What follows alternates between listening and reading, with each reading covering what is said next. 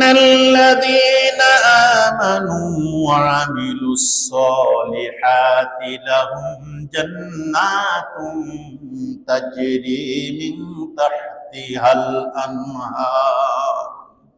আল্লাহ রাব্বুল আলামিন বলছেন, যদি ঈমান আনার পরে এই ঈমানের সংজ্ঞার পরে দাঁড়িয়ে সে আমলে সলেহ করতে পারে, সাথে সাথে আল্লাহ পুরস্কার দিচ্ছেন। সুবহানাল্লাহ।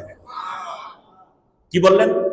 আমলে সলের পরে যদি তুমি টিকে থাকতে পারো, তাহলে আমি আল্লাহ রাব্বুল আলামিন বলছি, লাহুম জান্নাতুন তাজরি মিন তাহতিহাল আনহার যালিকাল ফাওজুল কাবীর। আমি তোমাদের জন্য আল্লাহ রাব্বুল আলামিনের পক্ষ থেকে সুশীতল জান্নাতের তোমাদের ওপেন ডিক্লারেশন দিয়ে দিলাম। সুবহানাল্লাহ। এবং সেটা হলো তোমাদের জন্য সবথেকে বড় বিজয়। কালকে ঈশান নামাজ পড়ার পরে আমাদের এই মসজিদের একজন মুসল্লি এই বনানীতেই ব্যবসা করে, খুব মহব্বত করেন আমাকে। উনি জিজ্ঞাসা করছে, হুজুর, কোরআনুল কারীমের ভিতরে নামাজ পড়লে জান্নাতে যাওয়া যাবে, এ কথা কি কোথাও বলা আছে? আপনারা কি মনে করেন? হাজার হাজার কোটি কোটি আয়াত নাই তো। কোরআনে আয়াতই হলো মাত্র ৬,০০০। যাই হোক, সে বিষয়ে আমরা না যাই। আল্লাহ রাব্বুল আলামিন সফলতার কথা বলেছেন।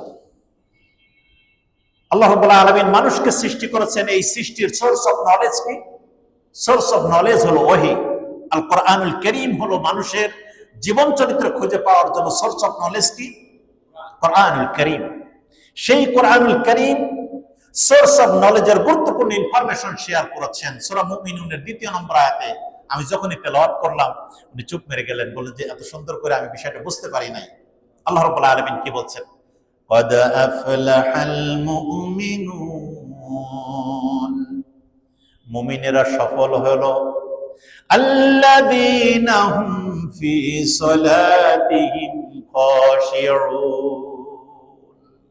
যারা নামাজের ভিতরে বিনয়ী হলো, নামাজ নিয়মিত আদায় করলো, নামাজের শিক্ষাগুলো তার ব্যক্তি, পরিবার, রাষ্ট্রে, সমাজে কাজে লাগালো, আল্লাহ রাব্বুল আলামিন বলছেন, আমি তোমাকে সফল করলাম এবং তোমাকে উলাইকা হুমুল ওয়ারিসুন, জান্নাতের উত্তরাধিকারী বানায় দিলাম। সুবহানাল্লাহ। সুবহানাল্লাহ বিহামদি। সম্মানিত হাজিরিন, আমরা অনেক সময় চিন্তা করি নামাজ তো পড়েই যায়, কিন্তু কেমনি কি হয় আল্লাহই ভালো জানে। কবুল করার মালিক কে?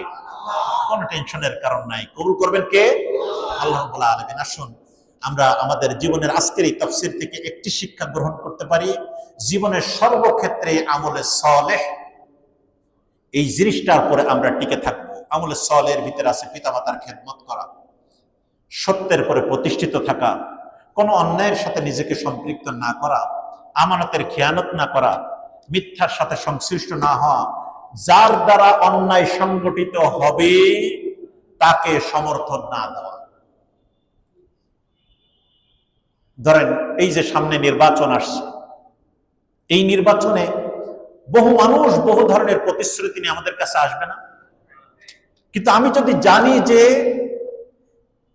আমার এই প্রতিশ্রুতি নিয়ে যাওয়ার পরেই সে আমার এই দেওয়া মৌন গোপন সমর্থনকে পুঁজি করে সে ক্ষমতাশালী হয়ে অন্যায়, অনাচার, দখল, বাণিজ্য, আল্লাহ এবং তার রাসূলের বিরোধী কাজ, এমন কোনো কাজ নাই সে করবে না, এই সমর্থন দেওয়ার সাথে সাথে কিয়ামতের দিন আপনি আমি যারাই কাজের সাথে সম্পৃক্ত হব, বহু মানুষ দেখবে যে আমি বহু জুলুমের সাথে সম্পৃক্ত, বহু মানুষের আমানতের খেয়ানতের সাথে সম্পৃক্ত, বহু মানুষ তার মামলার আসামি।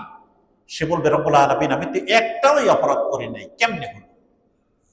আল্লাহ সুবহানাহু ওয়া তাআলা ওই দিন তার ওই সমর্থন দেওয়া গোপন ঘরের ভিতর করো, ওই সমর্থনের ভিডিওটা তার সামনে তুলে ধরবে। তুমি জানতে এই লোক এই কাজ করতে পারে, তারপরও তুমি যে এই যে সমর্থন দিয়েছিলে, এই সমর্থনে সে শক্তিশালী হয়ে সে জালেম হয়েছে, সে আমানতের খেয়ানত হয়েছে, আল্লাহ এবং তার রাসূলের পক্ষে ভূমিকা রাখার জন্য সে তার হাতকে মজবুত করে দিয়েছ। ওর প্রতিটি আমলের বদলা আমি আল্লাহ তোমার আমল নামায় পৌঁছিয়ে দিয়েছি। মেসেজ কি ক্লিয়ার? সুতরাং আমাকে সত্য এবং সুন্দরের পরে নিজেকে অবিচল থাকার জন্য চেষ্টা করতে হবে।